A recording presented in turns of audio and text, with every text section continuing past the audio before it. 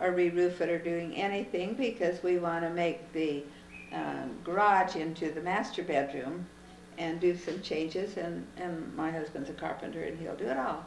And so we sold that house for, I think, 40 some odd thousand, and we had paid $7,600 for it, but we'd lived there 15 years, and most of that time without having to pay any mortgage payments, because we doubled our payments and got them paid off early, which is a faith-promoting experience we better not forget to tell. But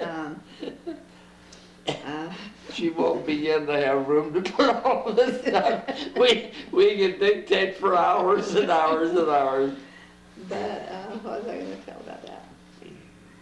Your call to be a mission president. Oh yeah, was that on? So that was that on May the 1st or May the 30th? We're going to come have it finished. They'd buy it in August. Was when the escrow was finalized, and May, June, July, August. May, it was end of May, June, July, August, 3 months. But the mission president seminar was in June. And so we went to the mission president seminar and all that. Well, anyway, we went up to general conference and we met President Bruce R. McConkie. And he said, well, Jane, have you finished your house yet? We didn't even know he knew we were building I think he said, have you moved in yet? Have you moved in? We said, yes, we've moved in. Yeah, that was it. Which have you was moved true, in? but we hadn't finished it. Yeah, we moved in, but we didn't tell him. We didn't have anything finished, or the carpet or the other household or anything. And so That was April. that was April. I think it was May the 1st that I got the phone call, wasn't it? Tell about that phone call. That was interesting. Was that President Tanner? No. Are you sure? No. No, I think it's President Tanner. Okay, maybe. Wasn't he in the first presidency then? No, really, not really. Yes? Yes. Hugh B. Brown. 67. Oh, wait. That, maybe it was President. Who gave us that blessing when we left? That was Hugh B. Brown, wasn't it? Oh my, I thought I'd never forget who called us. Anyway, they called him, and I had gone down to the distribution center and taken a carload of ladies down there to work on 10th Avenue where they used to have it. And we were working all day, and it was about 1 o'clock. He called me and says, guess who I got a phone call from? And I couldn't guess, but who was it? Whatever it was, who was it? I knew President Tanner. And he told me they had called him to be mission president. And I wanted to get home so bad to hear the details, because he had said, don't tell anybody. And you're right, all these 6 women, and how was I going to get them to hurry up and finish up and clean up without telling them why?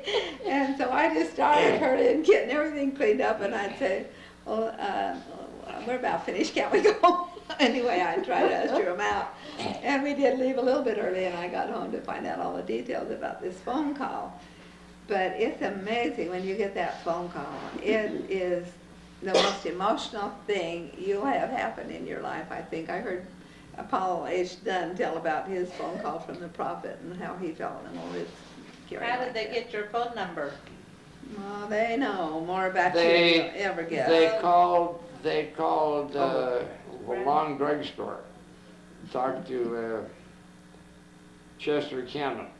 Now, They this knew is he because was- your phone call is unlisted because you were an FBI agent. Yeah, that's right. That's probably what happened. So they called figured out who your mother was. Brother Cannon, and he says, well, I don't know their number, but I know His their- mother-in-law. His mother. So they gave the first presidency her mother's number. And so, And they're calling her to get my home number. and that made my mother really curious. To make matters worse, when they got it, they said, now don't tell anybody.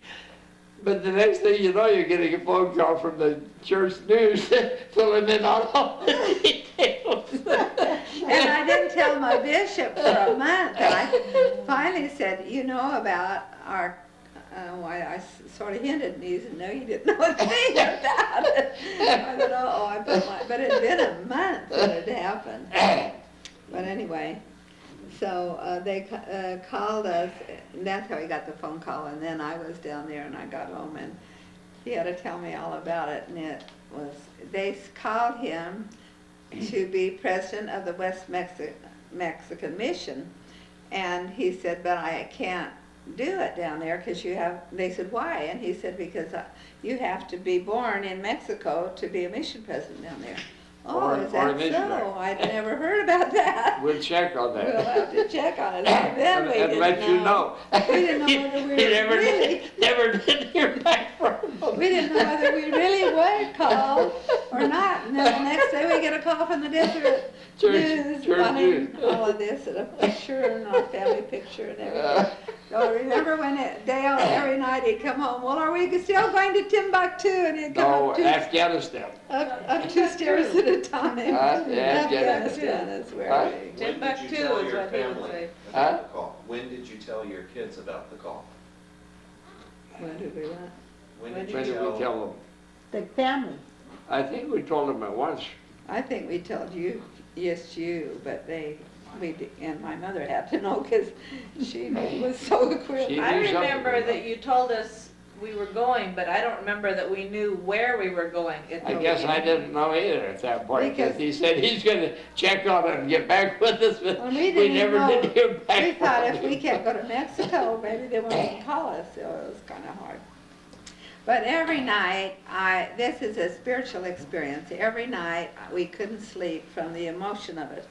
And we'd be awake at 2 o'clock, both of us couldn't sleep. And so one night, it was mostly on my part that I didn't know what to do about my mother. Being an only child, there was nobody to take care of her but me, and all of you were kind of young, and our kids were on missions, and what would I do with my mother? And so one night I went down to the room where he gave patriarchal blessings, the den, and I just poured my heart out to him, and I said, it isn't that we don't want to go, but I just don't know what to do about my mother, because we really want to accept your call, but what shall I do? And a feeling came. I've never had it. I wonder if any of you have had that feeling, but it goes right through your body, just like, a feeling that goes right out my feet. It just, it was his spirit, I'm sure, just went right through me and out my feet. And all the time that was happening, he says, don't worry, I'll take care of her. Now tell about that, because I think And that's about the interesting. next day, the stake president called to see if she would work in the temple and could live in the temple apartments. And just a week after that, or about then, Melvin got a job in Los Angeles as director of flight scheduling. And he For Western Airlines. rented a house 15 minutes from the temple, and he could get my mother's cash her check and get her groceries and things for her, and she often went over to his house. And who would have worked that out? And nobody could have worked out the sale of our house, especially when they were not selling. It sold immediately. And then they called up and said, do you mind if we close early and close at the first part of July? So we were able to close it before we left on our mission. Everything worked so smoothly that we couldn't have done it, because we're kind of slow trying to get everything done. It's hard enough to get packed and all that. I've never done anything where everything fit together so perfectly to get going. And never since has it worked that perfectly. And to go to South America as a regional representative, everything was the opposite. But that was our first step, and I guess the Maybe Lord thought we should know how. we should know how to do it by then. But he had had a dream several times with President Tenney and Martin Young, where they were given some assignment. You tell about that. Well, it was while I was in Mexico, while I was already mission president out there. In this dream, I was with Martin Young and President Tenney, Morris Tenney. And we were assigned to go to Seattle on an assignment that had to do with preparing for the second coming of Christ. And I was to meet the two of them up there. And I said, well, how will I know where to find you? And which one was it? One or the other said, well, you know me, you won't have any trouble finding me. Anyway, I just had a feeling of urgency about the whole thing. In fact, for the whole 4 years I was down there, I had that feeling of urgency. When we arrived down there, I had a can of worms. Actually, the outgoing mission president had already discovered a lot of his problems and handled many of them. And a number had been sent home already before I got there. When I got there, there were still a few more I had to send home. I'm not right sure if the Lord figured he needed an FBI agent to clean it up, but that was what happened. And there wasn't anything going on that I didn't know about, that I'd never had any encounter with. At one point, after a number of months, I said to my wife, after several months, I said to my wife, I feel like celebrating. The most serious problem I have in the mission is some elder that has kissed a girl while he was on his mission. Hardly anything really serious. And then one month, there were about a dozen releases, all at the same time. I said to my wife, that just reminds me of having a bucket of water with a lot of chips floating in the top of it. They just floated off the top. They weren't bad missionaries, they were just deadwood. They weren't either bad nor good, they were just nothing. Then by and by, not long after that, I said to my wife, it's a crime to have new missionaries come out filled with enthusiasm, with faith and zeal, and have to put them to work with somebody who's already become cynical and lost the spirit of it. I said, I'm not going to do it. So I picked out a city. Could have picked out any city, but the one I picked out was Culiacan, which was about in the middle. Culiacan, Sinaloa. I shipped all the missionaries out of Culiacan, Sinaloa, and I picked the best 4 missionaries of the whole mission and put them in Culiacan. And for about 2 years, every missionary that arrived in the mission went right to Culiacan for at least the first 6 months. That's where they all went.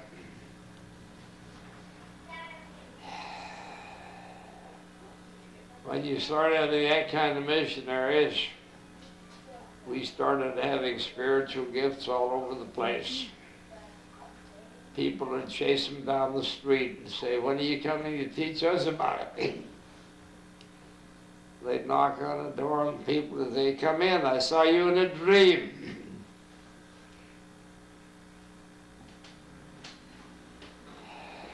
Yeah, it was really something. But by and by, other missionaries started getting green around the gills. You always have that problem of envy. And the missionaries say, how come I never get to go down and work in the Garden of Eden? Well, you break up the club and fell flat on his face. Had absolutely nothing to do with Culiacan. 100% to do with the missionaries. If you'd asked me when I went out what I thought were the factors controlling success in the mission, I would have said, well, you've got to consider the districts and the branches and the members and this and that and the other. If you'd asked me 2 years later, I would have said 100% depends on the missionaries. I set apart a young man to Tijuana to go on a mission under President Wells at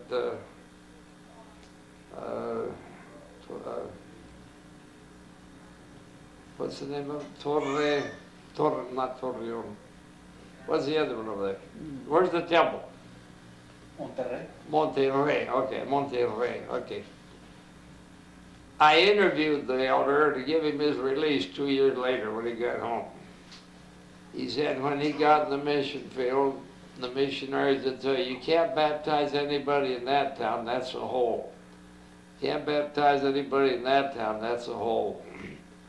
The mission president said the hole is in the head of the missionaries. When I can get the holes out of the head of the missionaries, there won't be any holes left in the mission. By the time this elder came home, he said there were no holes left. There was no place in their mission that they were not baptizing right and left. It has everything to do with the missionaries. But it's easier for the missionaries to blame somebody else. Glenn Kimber, do you know anything about him? He's the one that, when we were going to that summer school over here, the Ben Franklin Academy Summer School, he was telling of a mission in Europe, which I assume from the description he gave must have been either in Austria or Switzerland. But it was one of those tourist meccas, and it was beautiful. The only problem was nobody ever baptized anybody there. They got a new mission president. He came in. First thing he said was, I don't want anybody to leave their apartment till they've read the Book of Mormon from the first page to the last page. And when you've done that, give me a call on the telephone. When they called him on the telephone, he says, now go back and do it over again and then call me. Some of the missionaries that couldn't stand that much spirituality left the mission and went home. But those that stayed and did what they were told, by the time they had finished reading the Book of Mormon twice, he got filled with the Spirit. He said, now go out and go to work. They went out and baptized people right and left. Once you get the Spirit in the missionaries, they can start getting the Spirit in everybody else. All of which leads us back to Mexico City, the first week of November of the year 1967. Okay? That was our first mission president seminar. I told you a little bit about President Romney telling us about Guatemala and about the three Nephites down there. Okay? In that seminar, our presiding authority, area authority, was President Marion G. Romney. As the seminar was about to close, right at the end of it, he quoted from one of the revelations in the Doctrine and Covenants where the Lord said, I, the Lord, will hasten my work in its time. President Romney said, the time is now here. The Lord is hastening the work and He's requiring us to hasten ours. We're asking each one of you now to go back where you came from and put into operation the full program of the church. That night I sat by the fountain across the street from the hotel we were at. Felt like I'd been kicked in the belly by a mule. We had branch presidents that could hardly write their name. That was the smartest guy in the branch. and we're supposed to put into operation the full program of the church.